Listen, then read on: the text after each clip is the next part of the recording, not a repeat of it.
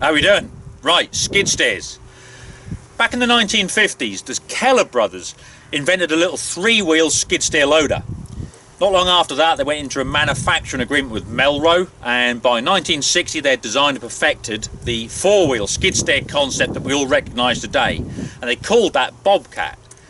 Now, Bobcat has become a household name when you're talking about skid steer loaders, and over the years other manufacturers have tried to emulate and improve on that design, but it doesn't take Bobcat long before they catch up and then leap ahead. The trouble is, it's like trying to reinvent the wheel or tracks, as in this latest incarnation. But be it on wheels or tracks, the basic concept is the same. You've got the operator's cabin in the middle and you've got the two arms either side. Now that was until JCB came up with the Teleskid. Now the Teleskid uses a single offset telescopic boom. And this is said to give the operator a lot more room inside the operating platform and cabin, as well as increased operating capacity and reach with the telescopic boom. So let's have a look. Right, so to get into the Bobcat, you use this step here, and the bucket has to be down so that the front access door can open, otherwise it fouls on these rams. So open the front, and it's a case then of getting up onto here, you duck down, turn round, you shut the door. Right, so once you're sat in here, it's a case of pulling down this bar. Controls are here, so key is up on this side.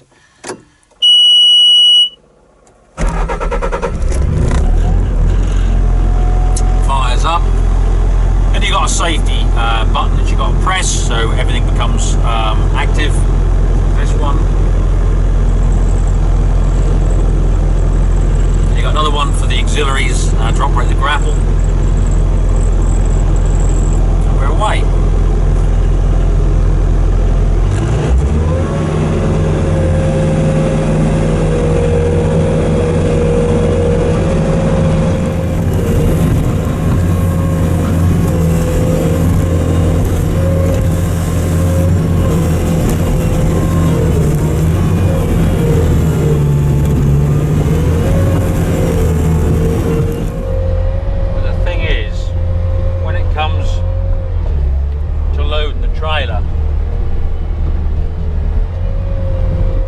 You have to get right up close to the trailer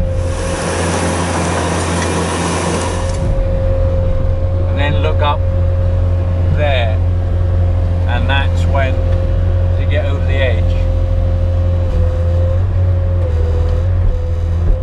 That's when it becomes, see, the wind's blowing. You're craning to look up, and all you can do is look up through that part there, you see. And that's where it's a little bit more difficult.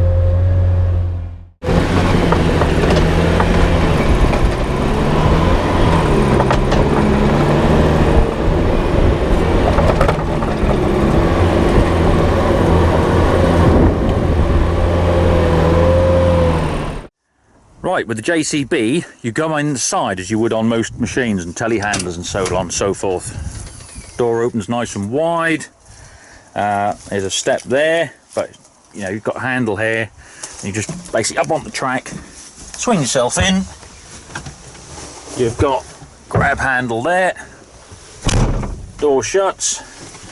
Arm comes down, and then you've got your safety sort of bar here. Again, so you got your throttle here, your park brake, all the instrumentation, fuel, etc. You got your stop start there. This side you got radio, and then you got all your heater controls and air conditioning. There's a lot more room at the front of this, and obviously with a lot wider cabin you got a lot more room down the sides than you have in the Bobcat. Now, forward vision, obviously the Bobcat is probably down here, but because of where the arm is set tight in and close, you need that. You can probably see as much of the attachment on the JCB as you can on the Bobcat, because say the Bobcat isn't a lot tighter.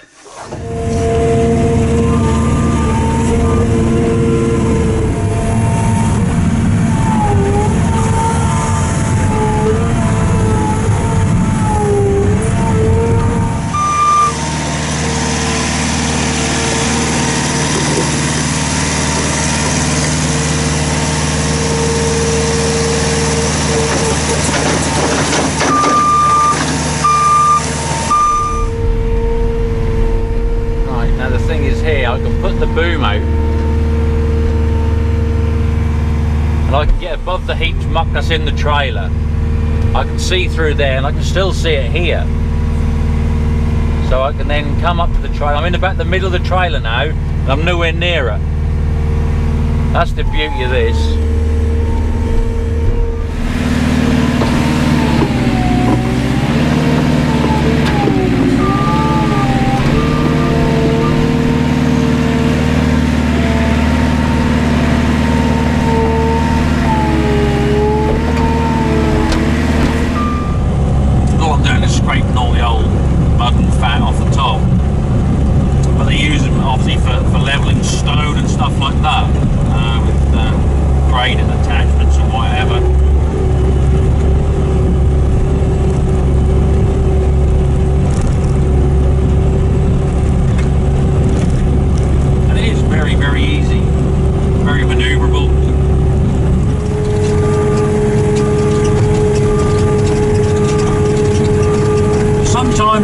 When you are grading, you want to see what's behind your bucket or your blade or whatever attachment you've got on.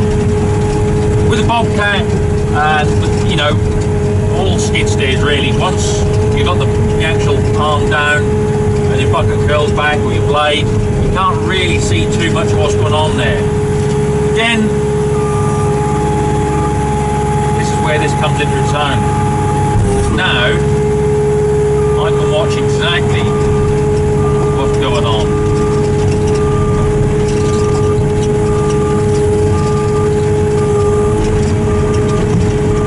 I can alter how much I'm taking, how little, whatever I want to do. Because I can actually see it, because it pushes the attachment that you've got on the front, be it your bucket or your blade, whatever, that much further away from where you are, so you can actually see what's going on. And again, that's just a big advantage of having that telescopic boom. The Bobcat, as we said, is, you know, lifting up full height, which is a good clearance of 3 Heston bales. You can stack them 3 high, and obviously that's with no back plate or anything, like we said. Same with the JCB there, but the JCB, as I say, just, you know, another bale higher and a bale further back. Both machines are very, very stable when they're at full reach and at full height, you know, both in you know, slew and in forward and back motion. Neither of them showed any tendency to want to tip or felt unstable at all at any point. It's just that the JCB will lift higher and further. Right, from a day-to-day service and maintenance point of view, let's have a look at each machine. Right, so the JCB is running its own 4-cylinder EcoMax, producing about 75 horsepower, and that's mounted in the conventional way, you know, forward to back like that. Fuel filter, oil filters, you've got your dipstick for checking your oil, air filter, you've got a sight gauge there for your hydraulic tank, your filler there, engine oil filler there. Pop these two, lift this up, and you can clean all the rads. Yeah, it's a nice little compact unit. Filling up for fuel on the JCB, there's a plate here, you just undo that clip, plate pops forward, and you've got your fuel filler neck there. You unscrew that, and the plate is there to keep it obviously safe from vandalism and also any mud coming up off the tracks when you're in reverse, and mud and water and stuff like that. Right, the Bobcat's running a 4-cylinder Doosan engine, and again, things are nice and accessible. You got your oil filter there, dipstick for your engine oil there, fuel filter is down there, you got your battery there, air filters up here. Again, take this up, and you can clean all your rads. And what I do like about this is that the fuel filler is in here in the back, so you have to open the back. Now what I like about that is it encourages you just to have a little look each day when you're filling up with fuel. You stand there, you can have a look, see if anything's leaking or rubbing or anything's come loose. I know you should be opening the back on both these machines to check the oil every day, but we know what happens in the real world. So I just kind of like that, having to open this up to get to your fuel filler and say just have a little look around. On the side here is where your hydraulic tank is, the sight glass, so that's easy to see, and keep an eye on that as well. A couple of days ago, while getting used to it, somebody lifted 4 quadrants, the smaller bales, and as I said, we didn't have the bale spike with the back plate on. We had just what we got available, which is to say normal bale spike, and it was going all right, just moving back, and the top 2 quadrants started to come back towards the machine, and before it could stop, they leant against the cab. Nothing done, it just literally slowly came before you could stop, and they were just against the cab, and that was that. Now that did bring something to mind for me, because all I did was stop, opened the side door, got out, looked at what had happened, got back in and extended the telescopic arm and slewed to one side. The bales fell off. I picked them all up and restacked them. That was it, no drama. If I'd have done that in the Bobcat, I'd have been trapped in the cab. Now there are escape panels in these, the Bobcat at the back, same as the JCB. But it's just little things like that. And it, you know, I'll tell you now, obviously it was down to operator error because, you know, I shouldn't have been lifting 4 without a back plate. But you know what it's like when you try to evaluate stuff and you think, I'll just move them here. Point is, things like that do happen in the real world. And it was a no drama situation in the JCB. With the Bobcat, I don't know. I might have been able to push them or whatever, but you don't know. But it would have trapped me in the cab until I could sort something out. It's one of those things. But it does make a good point about the side access for that JCB, and it is so easy. As I said, with the Bobcat, you've got to climb up onto that step behind the attachment. The arms have got to be down. You've got to get in, turn around, squat down, jump in. You soon get used to it. It's just a fluid motion. But it is a lot easier just to open the door, climb up on the track, straight in, and sit down in the cab. And it is a lot bigger. The JCB cab, you've got a lot more room in there. Now, like many other people, I was quite interested to see how JCB have got this balanced, because, you know, this conventional type skid steer, engines at the back, got your operator at the front, and the booms are either side. It's quite a square little unit. JCB, yeah, it's a square little unit, but the boom is out to one side. But they've been very clever with that, and once you're operating, it's easy to see. The engine, everything's down that centre line. The engine and all the weight from the back is here. The cab and the operator is there. And then they've got the headstock on the end of the boom.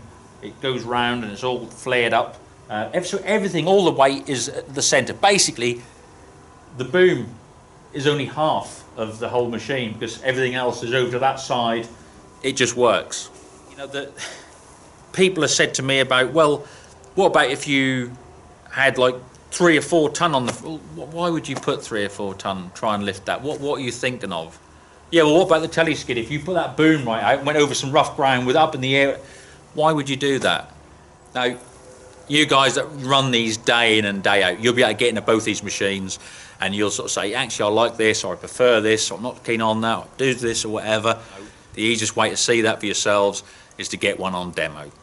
So if you're looking at skid steers at the moment, whatever manufacturer, you know, try them all, whatever you want to do, but make sure that you try JCB Teleskid, because as I said, I think you'll be pleasantly surprised.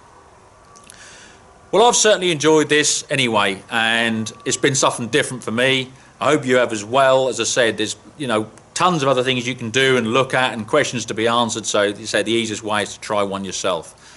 But anyway, hope you enjoyed it. Thank you for watching. Look after yourselves and mind how you go.